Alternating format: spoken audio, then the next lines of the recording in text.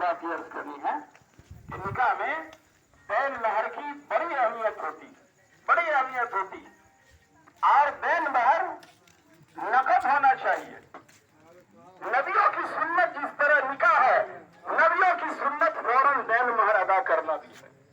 सिर्फ निकाह ही सुन्नत नहीं है, निकाह जिस तरह नबियों की सुन्नत है उसी तरीके से उसी मजलिस में बैन महर को अदा करना वैसे ही सुन्नत है जैसे निकाह सुन्नत है। क्या मौलाना है कि नहीं ऐसा? समझा? अल्हम्दुलिल्लाह, खुशी की बात यह है कि इस मजलिस में इस निकाह का बैन महर नगद अदा किया जा रहा है। अल्लाह तबारक ताला इस दोनों सुन्नत को कबूल फरमाए। और बैन महर की अदायगी में हमारे लिए कोई मजबूरी नहीं रहनी चाहिए। क्यों? इसलिए कि अल्लाह तबारक ने सबसे पहला निकाह जो पढ़ाया अपनी शान के मुताबिक, वो किनका निकाह था? हजरत आदम और हजरत हव्वा अलैहिस्सलातु वस्सलाम निकाह था ना। निकाह जब हो गया हजरत आदम का हजरत हव्वा से, तो हजरत आदम अलैहिस्सलातु वस्सलाम ने तवज्जो फरमाया कि अब तो ये मेरी बीवी हो गई। अपनी बीवी की तरफ अल्लाह की तरफ से आवाज आई, खबरदार जब तक आप बैन महर अदा न कीजिएगा उस वक्त तक आप अपनी बीवी की तरफ तवज्जो नहीं कर सकते। आदम अलैहिस्सलाम रुक गए। अब रुकने के बाद जो है आदम अलैहिस्सलातु वस्सलाम इस जेब में हाथ दे रहे हैं, इस जेब में हाथ दे रहे हैं, इस जेब में हाथ दे रहे हैं, और हकीकत यह है कि इतनी जेब भी आदम अलैहिस्सलाम को नहीं थी, नहीं थी, कपड़े भी मुयस्सर नहीं, और वहां कोई सिक्के नहीं, कोई नकद नहीं, कुछ नहीं। लेकिन आदम अलैहिस्सलाम इतना बेचैन है बैन महर अदा करने के लिए, इतना बेचैन कि अल्लाह पाक को रहम आ गया। कहा आदम, लेकिन ये नहीं बताया कि अल्लाह आप मेरी मजबूरी को समझते हैं, मुझे माफ करवा दीजिए मेरी बीवी से। हमारा आप यही तो कहते हैं जी, ये नहीं कहा। उनको कहना चाहिए कि ये अल्लाह माफ कर दीजिए, आप अलीम है, खबीर है, जानते हैं कि मेरी जेब में कोई पैसे बैन महर अदा करने के लिए नहीं है, आप तो जान रहे हैं, मुझे माफ करवा दीजिए मेरी बीवी से। कहा कि नहीं, ये आदम की औलाद को कयामत तक पैगाम देना चाहता हूँ आदम अलैहिस्सलाम की तरफ से कि उन्होंने माफी न मांग कर ये पैगाम दिया कि मेरी औलादों, कभी बीवी से बैन महर के मामले में माफ कराने का जज्बा अपने अंदर मत रखना, नहीं तो तुम्हारी कमाई की बरकत अल्लाह छीन लेगा। अल्लाह ताला को रहम आया, कहा कि देखो आदम, ऐसा करो, सिर्फ तुम्हारे लिए हम एक खास नाज़िल फरमाते हैं कि तुम्हारी नस्ल में सबसे आखिरी नबी आने वाले हैं, जो सारे नबियों के सरदार भी होंगे। एक मर्तबा उन पर तुम दरूद पढ़ लो, वो तुम्हारी बीवी का बैन महर अदा हो जाएगा। और आदम, स्पेशल हुक्म ये आपके लिए है। ऐसा नहीं कि हमारे मस्जिद की नमाजी से समझेंगे हमको दरूद बहुत बढ़िया से याद है, ये दरूद मत दोहराइएगा, ये आदम अलैहिस्सलाम के लिए खास था, है ना। तो आखिरी पैगाम जो ये दिया गया कि बैन महर की अदायगी का जज्बा एक एक नौजवान के अंदर और एक एक गार्जियन के अंदर होना चाहिए कि जिस तरह निकाह सुन्नत है उसी तरीके से ये चीज भी सुन्नत है। और मेरे भाई, एक जो खतरनाक बात है वो बता,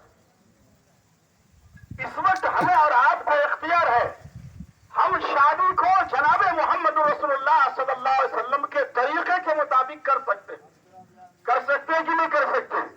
आजादी है। अगर कल को, अगर इस वक्त की,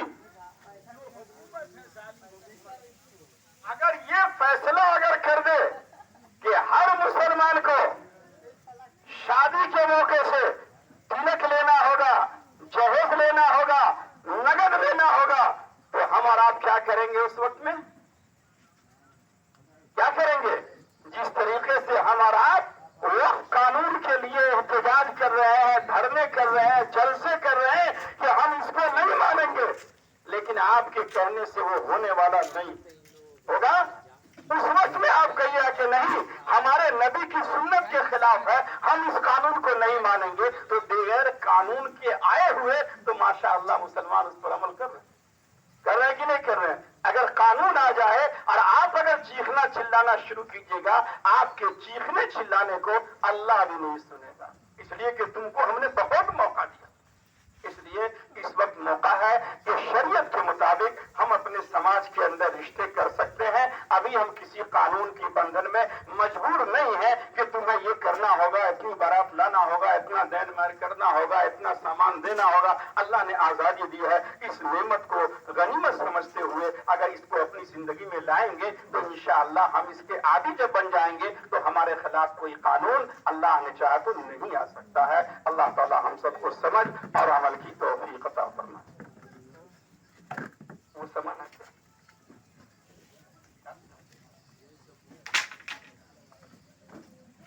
अल्हम्दुलिल्लाह नहमदुहु व नस्तईनुहु व नस्तगफिरुहु व नऊज़ु बिल्लाहि मिन शुरूरि अनफुसिना व मिन सय्यिआति अमालिना।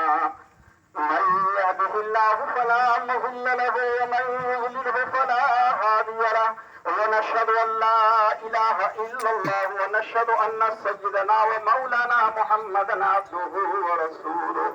أيها الإخوة المسلمون الحاضرون، إن الله تبارك وتعالى يركز أكثر عنايته على التقوى في جميع شعب الحياة ولا سيما في باب النكاح، ولذلك يخاطبكم الله تبارك وتعالى. فأعوذ بالله من الشيطان الرجيم. بسم الله الرحمن الرحيم. يا أيها الناس اتقوا ربكم الذي خلقكم من نفس واحدة وخلق منها زوجها وبث منهما رجالا كثيرا ونساء واتقوا الله الذي تساءلون به والأرحام إن الله كان عليكم رقيبا. وقال الله تبارك وتعالى يا أيها الذين آمنوا اتقوا الله حق تقاته ولا تموتن إلا وأنتم مسلمون. وقال الله